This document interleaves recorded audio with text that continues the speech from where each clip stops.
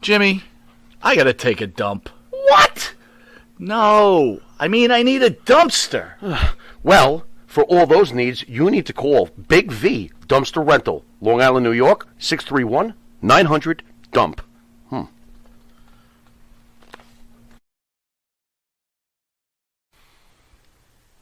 The Monty and the Pharaoh Show is brought to you by... Because wine is your second favorite four-letter word. California wine, New York attitude. Good fucking wine. Yeah. All right, welcome back to another episode of Mantaur's Memoirs with the mighty Mantaur. Ooh. Hello, everybody. Good evening, good day. How the hell is everybody doing today, man? I'm doing great. As you can see behind me, the sun is out in full force here in sunny Southwest Florida, and I am back from vacation. And, I have to start out, I just want to start out by saying, life is tough sometimes, man. I was on vacation, everything was hunky-dory, not a problem in the world. And, I come home and now I have, everyday shit I got to deal with, and I got to tell you, life is fucking depressing sometimes, man. But you know what?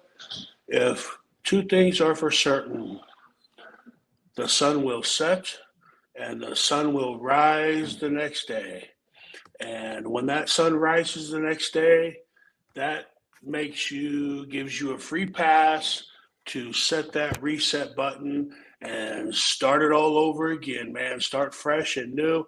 And you know what? I just been plugging along, man. I haven't give up, and I'm here. I'm happy, and glad to say that. Nice to hear that I can share some stories with you guys tonight, man. Good to see you, Michael Monty. Very cool, Mike. Very cool. Glad to see you too. Happy 4th of July, by the way, a late 4th of July. Yeah, 4th of July was great, man. I spent it with a couple close friends and my father and my daughter. And we blew off some fireworks, man, had a feast to feed kings and queens and slaves alike. And it was nice, man. I stayed out till about 11:30 watching fireworks, blew off some of my own, man, and yeah, man, life is good, man. I can't complain. I forgot, do you have a dog? Do you have a dog at the house? We have 2 puppies and a cat, yes. How do they handle the fireworks? Not too bad. They actually wanted to go outside and investigate, so these little fucking puppies, man, they're curious as all hell about everything and which puppy should be, right? And so they did pretty good for their first year, only being 4 months old, right? Not bad at all, man. Hey, by the way, you always open and close the show with that Mantaur moan. Where did you get that from? Was that back from the wrestling days? You came up with that later on. Yeah, so that was part of the Mantaur character. I had to come up with something like a Mantaur call or a Mantaur roar, and so I actually stole that shit from Ric Flair. Ric Flair gives you the old woo, and I just extend it out long ways and go woo. So thanks, Ric Flair. Appreciate the fucking help. That's good stuff. Yeah, man. Nobody's ever asked me that question before, and so I've never had to answer. But yeah, I stole that shit from Ric Flair and just changed it up a little bit. I figured, fuck, if it worked for him his whole career, it's got to damn sure work for me, right? And you know what? I'm still here talking about it, so something's going on. Do you guys get pissed off when people steal your own shit, like other people's shit? No, it just depends on what it is, Naturally, you don't want somebody stealing your finisher, of course, but little shit like that, man, it's kind of an honor and a compliment to who you are and what you're doing. I mean, your shit's good enough for people to steal, so I mean that's a good thing, right? That's a good point, man. Wasn't really thinking about that. So listen, a lot of the fans out there, right? Everybody knows that professional wrestling is predetermined. But I don't know if people realize that you are a true collegiate athlete in wrestling. Can you tell people out there how you got involved in wrestling and your what do you call it,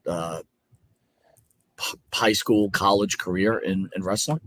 So at the beginning of my seventh grade year in grade school, in Catholic school, mind you, I was getting bullied on a daily basis, and I came home one day, my clothes were ripped, and I had tears in my eyes, and my dad said, "Hey, Mike, what's going on?" I was like, "Man," I said, "I'm tired of getting bullied by these kids, Dad." And he was like, "Well, I'll tell you what." He said, "How many of them?" I said, "I don't know, 4 or 5." And I said, "The same kids every fucking day." And he says, "Next time it happens," he says, "back yourself up in the corner." He says, "and call the biggest guy that's in the group out. And when he steps forward, just fucking blast him as hard as you can. And I promise you, all the other little fucking stooges will run away." And the next day, sure as shit, that's exactly what fucking happened. And the principal actually brought me in the principal's office, was going to suspend me for fighting, of course.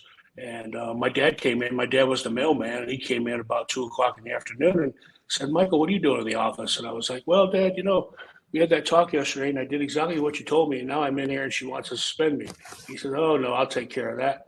So after they had a little short conversation, when Dad comes out, he says, "Go upstairs, get all your shit, leave everything, the school shit here." And he says, "Get your shit, and I'll see you at home in an hour or two." And so that's exactly what I did. He told the lady, he says, "Listen, you don't want my son here? I'll pull him out. I'll put him in junior high." He says, "You just lost yourself $2,000 of tuition. Have a nice day." And so I went to public school. And after being in public school a couple of weeks, my woodshop teacher, James Nye, he was like, "Hey," he says, "Mike," he says, "you're a pretty big dude." He says, "You seem pretty athletic." He says, "You play any sports?" And I says, "Yeah, I play hockey all the time, man." I said, "I've been playing hockey for, 6, 7 years already." I says, "I love it." He says, "You want to think about coming out for amateur wrestling?" He says, "We could use a heavyweight."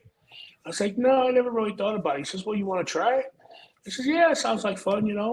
He says, "All right." He says, "Well, come after school." He says, "And I'll send you a paper home. If you like it, you can have your parents sign it and bring it home tomorrow, and you'll be a part of the team." So I went to practice that night, and I remember, man, the very first time that I wrapped my hands around somebody and locked my hands and fucking chucked him into next week, I was hooked. And I was like, "This shit is fucking fantastic, man. I love it. I can get physical with people, and this is right up my alley." So, I started wrestling, and, I think my first year of wrestling, I think I lost maybe one, maybe two matches is all. And my eighth grade year, I didn't really lose any, and I got into high school, and I just won 2 world championships in freestyle and Greco-Roman, and I was slated to be on the 1986 Olympic USA Olympic wrestling team, and had coverage all over the place, man. I was just shit was blowing up, man, and was a 4-time state qualifier, 2-time state champ, national champion. Won a lot of tournaments all over the country.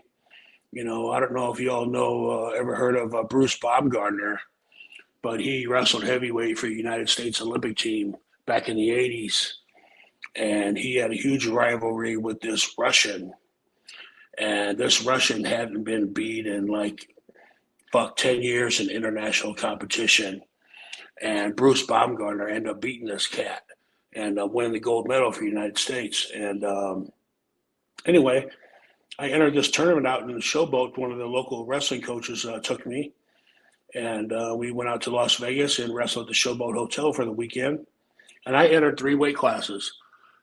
I entered 15, 16, 17, and 18-year-olds. And then I entered the open division and cruised by the 15 and 16-year-old division, cruised by the 17, 18-year-old division, won both gold medals. And I ended up wrestling the open. And at the time, I think I had won one and lost one. And I had to wrestle Bruce Baumgartner the next day. And he comes up, he says, "Hey, kid," he says, "how old are you?"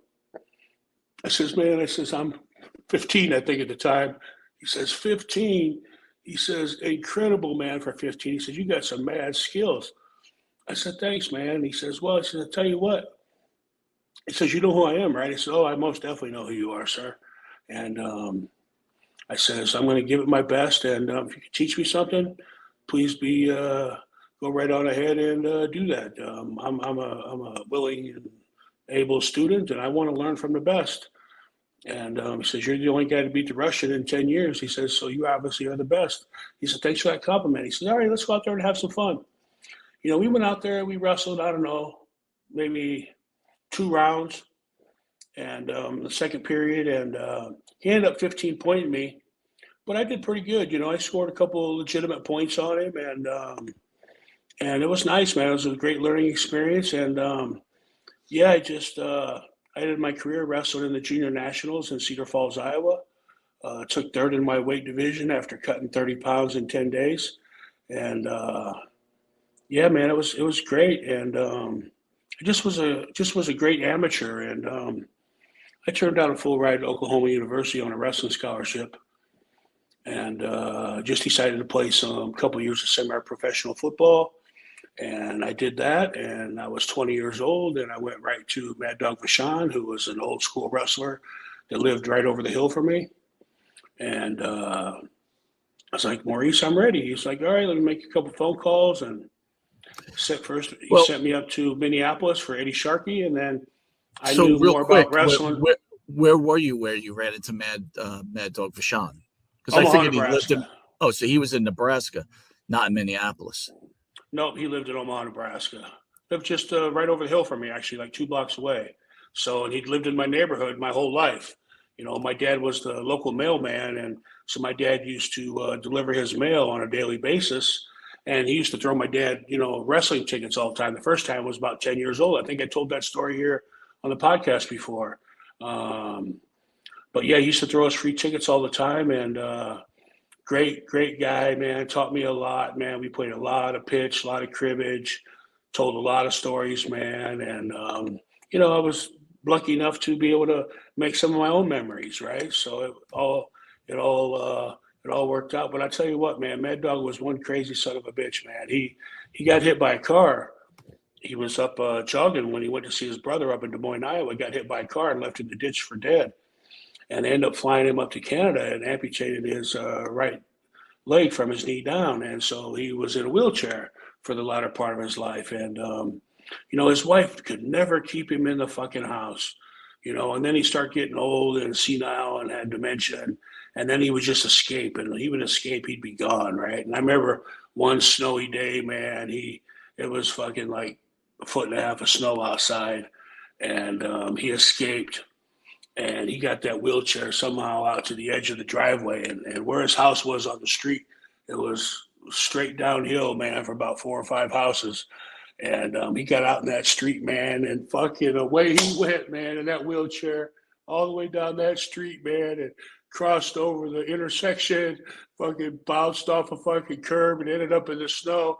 People ran down there. Maurice, are you okay? Oh, my God, he's dead.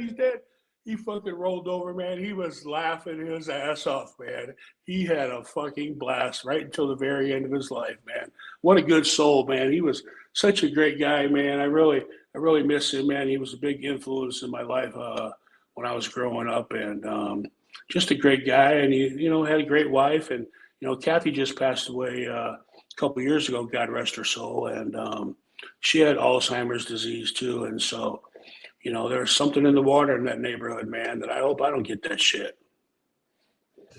Well, let me ask you this. You mentioned that you turned down a full ride to Oklahoma State, you said? Oklahoma. Why? What made you decide not to go? I fucking hated school, man. I mean, I just hated it. I remember we had a 2-3 hour meeting in school in the principal's office. There was the 2 representatives from Oklahoma, my 2 wrestling coaches, the principal, my counselor. There was fucking 8 or 9 people in the room for 3 hours, man. They're talking to me. I'm like, fuck it, I can't do it. I just had to get up and walk out. I said, I'm fucking done with this shit. I fucking hate it. I'm done. And so I remember my head coach, he came up to my dad and he's like, Bob, he's like, you got to talk to him. My dad's like, Bo, he's going to listen to anybody. He's going to listen to you. And he was like, I tell you what, he says, I'll give you one last chance, one last go at him.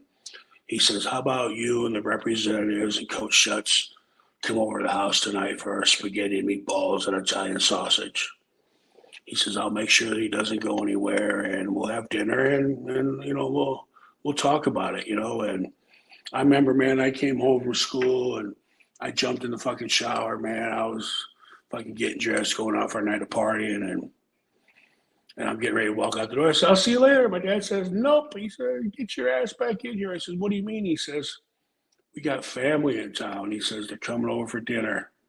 He says, you want to go anywhere? You got to wait till they leave. I was like, oh, shit. I was like, all right.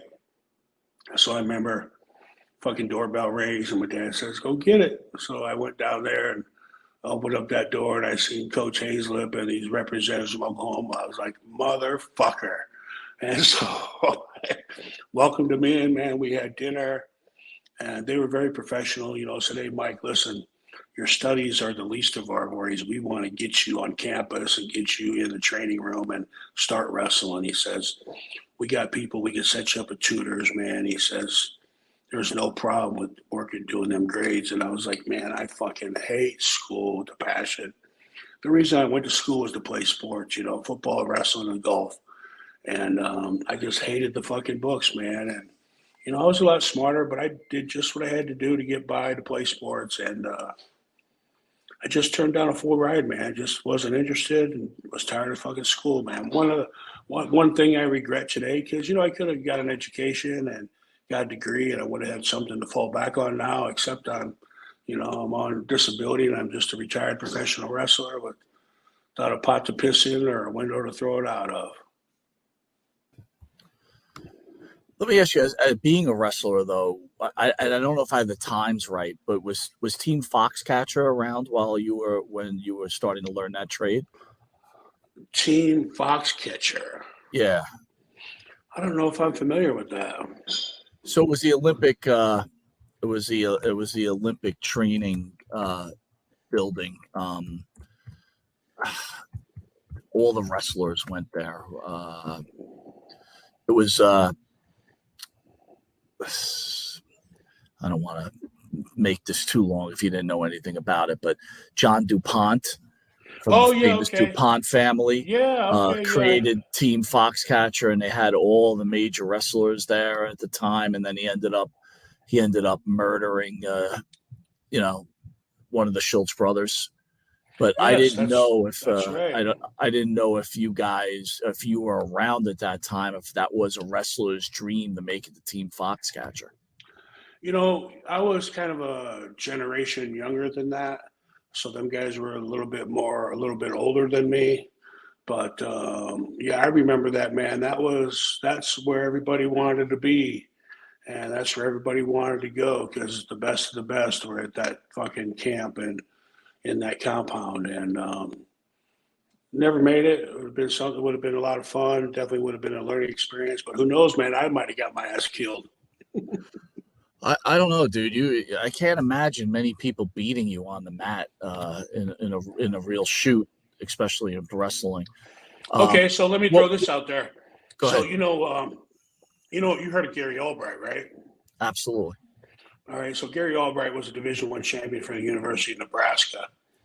And I remember my freshman and sophomore year, I qualified for the state tournament, and my coach was really good friends with the Nebraska head coach at the time. And so he asked if Gary would roll around with this heavyweight, which was me. And so they went and asked me. He said, yeah, sure, man, bring him over. So I went in there and I got a couple good workouts. And I remember now, I'm 12, 13, 14 years old, man. I'm super young at the time. And Albright's in his 20s, probably 10 years older than me. And I'll tell you what, man, we stepped on the mat and I held my own with Albright, man, for about a period and a half. And did really well against him. They were really impressed. And I gained a lot of knowledge and a lot of experience wrestling Gary Albright. And then later on, in my early 20s, once I got into the business, I found out that Gary Albright was a huge star in Japan. And I ran into him and talked to him and said, hey, man, I said, you remember 1982, 83, high school state tournament, University of Lincoln in the wrestling room. Coach asked you if you wanted to work out with a young kid from South Omaha. He was like, yeah. It's like, that was me.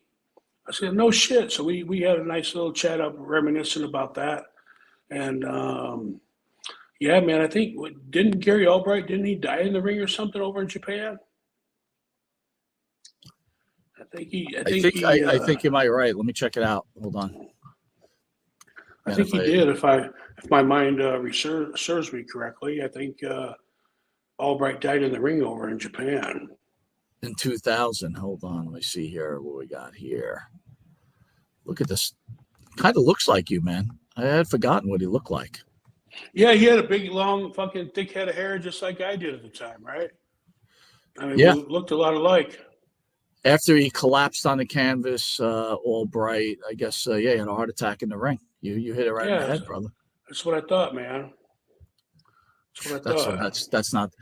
That's not the way to go. That's for sure. So, you mentioned that you're on disability. When did listen. I know you said that's not the way to go, right? But you know what? If I fucking died in the wrestling ring, I would be one happy motherfucker.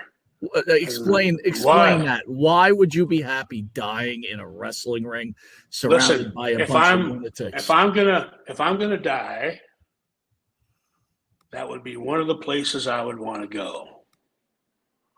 And I say that because I love wrestling. I eat, sleep, and drink wrestling. I'm an old school wrestler. I have great passion for the sport of wrestling. And I would love nothing better. It would be an honor.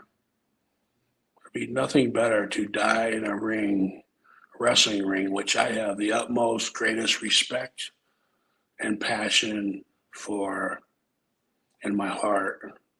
You know, if I'm doing something I love and I happen to die doing it, well, then I'm one happy motherfucker. I can't complain. Right? And I'm blessed. I would consider myself blessed if that ever happened. You know, I don't know if that's ever going to happen because, you know, my wrestling career might be over. But you know what, ladies and gentlemen, let me just put this out there. Mantaur is on his way to getting in great shape. I've already lost like 35 pounds since I've been down here.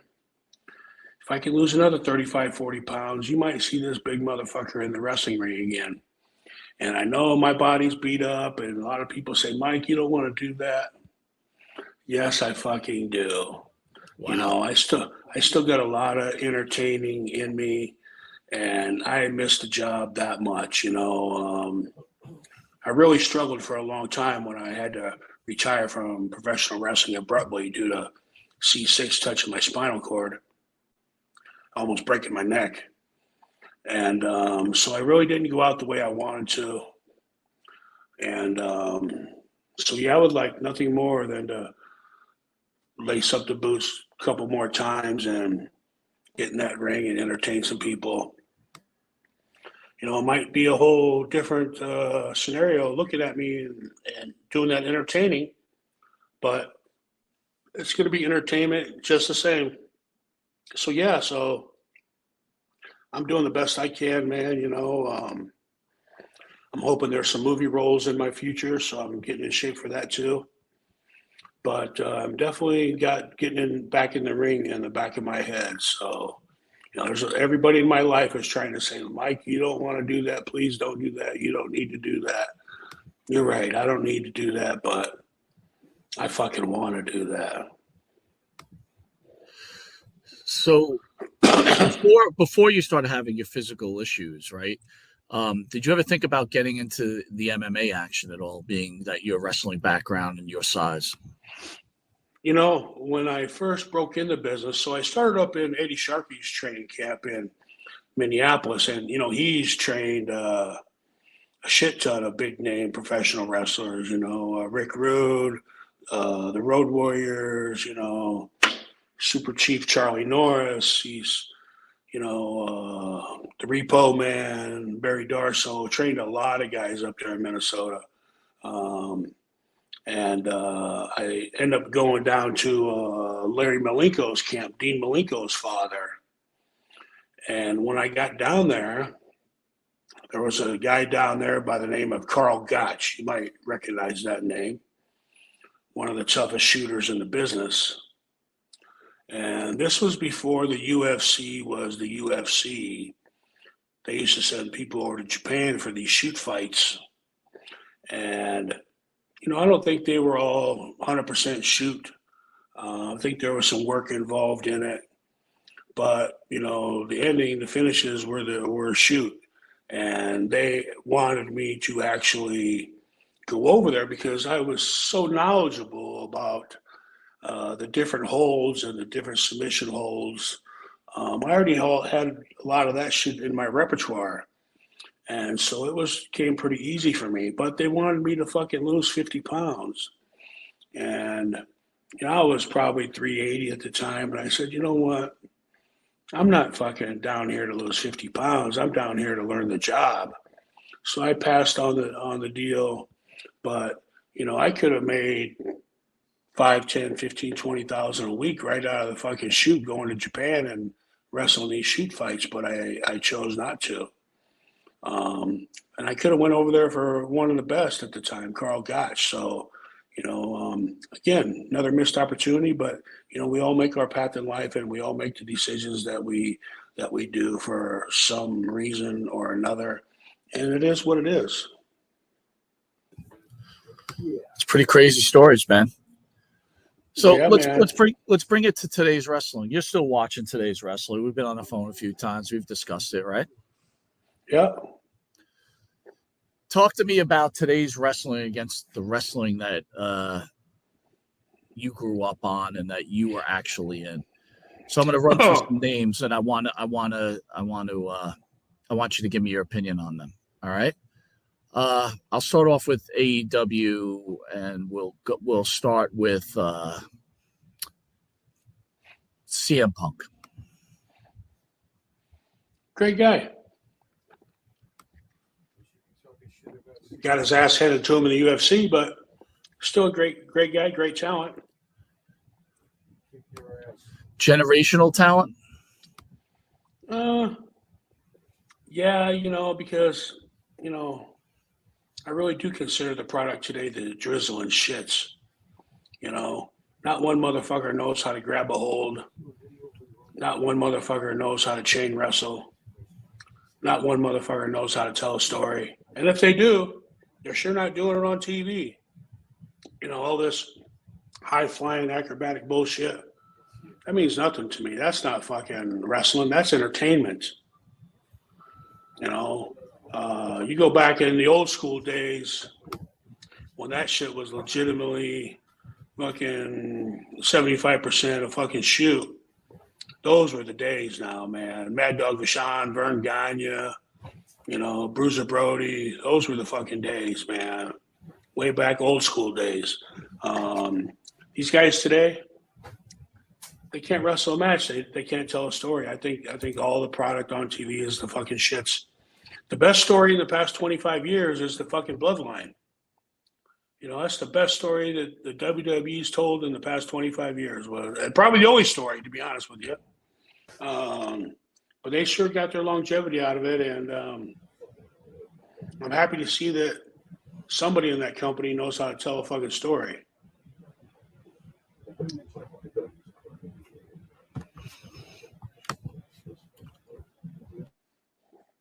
But yeah, I don't really like the product on TV today, man. I don't really have many positive things to say about the product. I mean, the guys are working hard, and they're making money and they're putting asses in seats. So it must be what the fans want today. But if that's the case, then the fans have fucking gone soft on us, right? No, totally. I totally get it. Totally get it. What about LA Knight?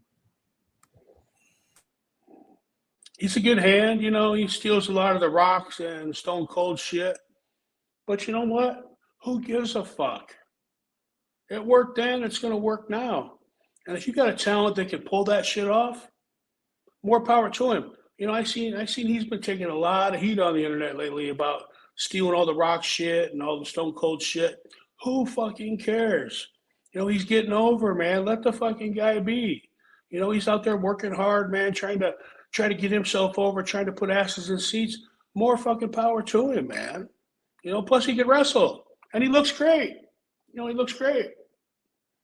So yeah, I think the guy's a great hand, man. I think he's going to go far in this business.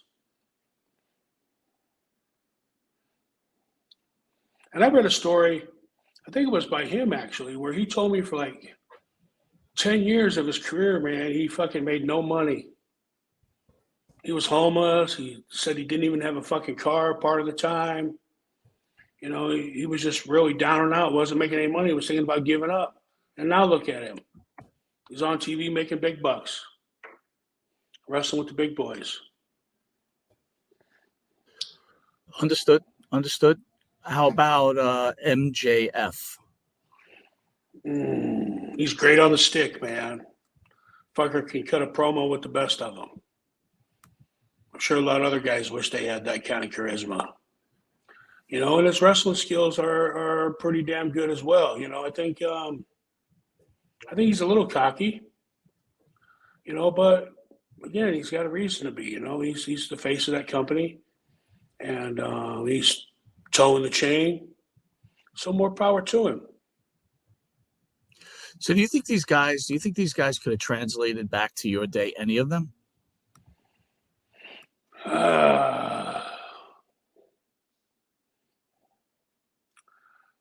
Yeah, I think guys like, Roman Reigns, MJF, LA Knight, there's a select few out there. There's, probably 15 or 20 guys in the business today that could toe that chain. But not fucking any more than that, that's for sure, man. A lot of these fucking guys are out there strictly for entertainment purposes only. And, when I go out into the ring. I mean, Mike, is that a bad thing though? Like that they're just entertaining? No, I mean that's what it's all about. But when I go out in the ring, I want to have a great wrestling match. And I want to entertain the people. But I want to have a great wrestling match first and entertain the people second. And I'm still going to do my best job at both of them. But instead of just concentrating on entertaining the fucking people and giving them exactly what they want, I also throw some wrestling skills in there and tell a little bit of story when I'm in there. So I mean, there's a huge difference. Huge difference, in my opinion. And I don't know what that's worth, but it's my show, so it must be worth something. It has to be worth something, but I just find it a bit I don't know. Maybe it's just the athlete. I guess when you're done with it, you're done with it. Is that what goes on here? Because I see a lot of I don't want to call you an old timer, man, because I'm not trying to be offensive. But I kind of am. But it seems like, all of a sudden you just shit on the new product. And I'm not saying you in general. It seems like everybody. They're just not fans of the new product, and they don't even watch it anymore because they only remember what they did. Well, listen, different times, different eras, different people. And I guess in 2023, all they want to be is entertained, and they don't give a shit how. And there don't have to be any wrestling involved. And, I was just watching a little skit from old school WWE shit. And they had Eric Bischoff was on there, and Stone Cold, and Mae Young. And she made fucking Eric Bischoff eat some fucking pie when he stood with his back to her in the fucking ring, and she went up and kicked him between the legs and the nuts. He fell in the fucking corner. She was wearing a long black skirt. She took that fucking black skirt off, had pantyhose on and fucking underwear, and she ran and gave him the fucking bucking bronco with the face full of fucking puss, man. And that shit was entertaining. There was no wrestling in there at all. But that shit was fucking entertaining. I was laughing my ass off. And I forgot how great of an entertainer Mae Young was. Even in her 80s, 90s. That lady was still fucking entertaining, man. She was a class act all the fucking way. whatever it took to fucking entertain the people, she was all about it. And that was some good shit, man. I was laughing. And it didn't have fuck all to do with wrestling.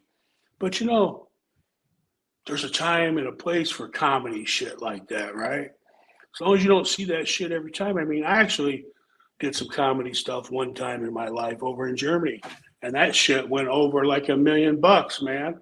So I know I'm a funny fucking guy, but when I want to be, and there's a time and place for everything. But if you're out there on a nightly basis, man, you better be doing a whole lot of fucking wrestling, man. You better be doing chain wrestling, putting shit together, grabbing a hold, telling a story. You know, make the guy chop that tree down, and at the end, boom, he knocks that fucking tree down. You know, so don't happen today.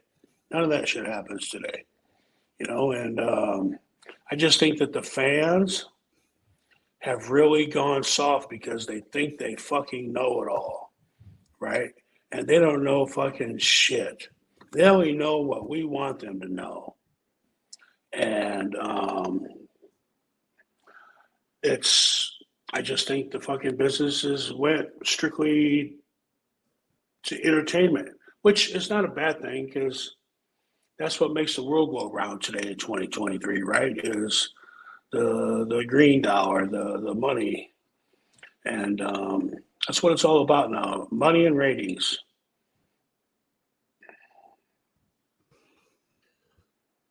Oh, that isn't it always been about money and ratings, though?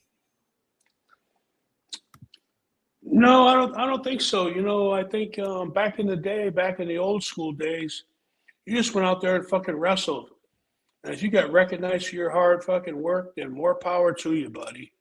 You know, because I don't know if they really had ratings back then, right? I just think it was about putting asses in seats back then.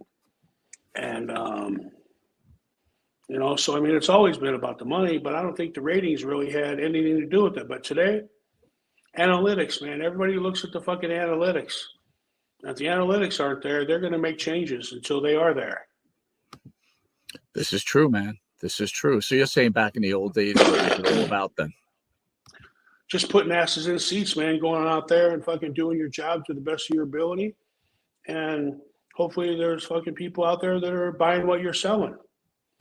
And, you know, there were plenty of people. During your heyday, what was like, how many days a week did you work?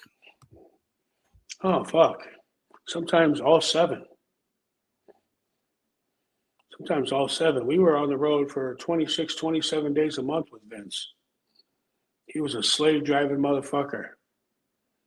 Because it's always been about the money for Vince. Always. He don't give two fucking shits who you are, what you look like, as long as you can fucking make money for him.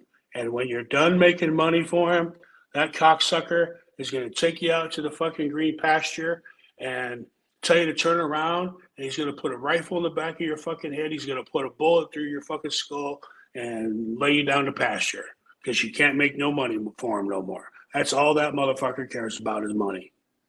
Rotten human being. Wow.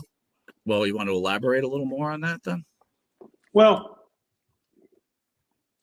it all goes back to the CTE scandal, right? The lawsuit to WWE. You know, we shouldn't be self-employed contractors. We should be employees. And we're being told where to go, what to do, what to wear, how long to do it, what's the finish, and we're not a fucking employee? Are you kidding me? You're telling me to do more things than an actual fucking employer does. And you don't have to pay for my health insurance? Fuck you. Well, let me ask you this though.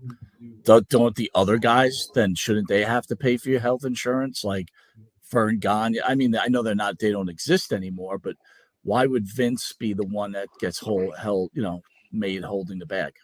Listen, if you're part of a Fortune 500 company and you can afford television, you can afford fucking lights, cameras, you can afford all that shit, you can afford fucking health insurance for your employees because you're that big of enough company to where you're making plenty of fucking money to where you can afford to pay for insurance for everybody. Yeah, it might cut into your profits a little bit, maybe $500,000 a year, maybe $1 million. Who gives a fuck? If you're making 250 fucking 400, 500 million a year, who gives a fuck about a measly $1 million? Right? You arrogant motherfucker, you greedy cocksucker. Fuck Vince McMahon. Was there any promoter you liked working for? Yeah, man, I fucking loved working for Otto Bonds. And, I loved every single independent promoter I worked for, except for this prick up in fucking Illinois one time. At least they treat you with, respect, and they appreciate what you're doing for them, right? Vince McMahon don't appreciate what the fuck you do for him. Because if you're not going to do it for him, he's just going to go out and find somebody else to do it for you. Take your fucking place. So you're replaceable by 1,000 people. He don't give a fuck who you are, what you're doing. Don't care. If you don't want to do what he's telling you to do, somebody else will. So, yeah, he's just a ruthless bastard, man. Ruthless. And I understand that you have to be sometimes, and when you're a business owner and you have that big of a fucking company. But come on, man. You should throw these people a bone that are out there busting their ass for you over 300 days a fucking year, putting their lives on the line every night, that are standing on top of the fucking rafters waiting to be dropped from the top of the fucking arena that dies. Have some fucking common sense, man. Show us that you fucking care about us. Show us that you appreciate us. And what's one way to show us that you appreciate? Give us fucking insurance. Well, with that, Mike, we're out of time. Do you want to send the fans out, and we'll see you next week? Great conversation as always. Great job. As everybody here knows. So first, a couple things, man. So just in the past month or two, I've opened up all my social media accounts. I currently have 5,000 maximum friends on Facebook. I've opened up a TikTok under Mike Halleck Mantaur. And I've opened up an Instagram at Mike Halleck Mantaur. So, if you're a fan, like and share. I've been posting a lot of videos lately on TikTok and Instagram, building up them followers slowly but surely. I accommodated over 100 followers on TikTok within the last 24 hours, which I'm really fucking pleased to say, man, because it's hard to get people out there interested in your shit. But one thing I've noticed is the more things that you post and share on there, the more followers you're going to get. So look for a lot more things to come, folks, from yours truly, the Mighty Mantaur. And, my documentary's coming out later on this summer. I have a book coming out called Mantaur's Memoirs that we just started writing. And I have a action figure that's about to be unveiled here on the 22nd of this month by KWK Toys out of China. So we're going to be doing a Facebook Live or a YouTube Live video kicking the little Mighty Mantaur action figure off. And so a lot of big things to come, man. So make sure you check out Mike Halleck Mantaur on TikTok and Instagram. And I will keep sending you these videos, and like and share this podcast. And everybody at Mantaur's Memoirs, we have the motto of the day. And the motto of the day is, you only die once, but you live every day. Peace out, everybody. Mantaur, love ya. Bye-bye.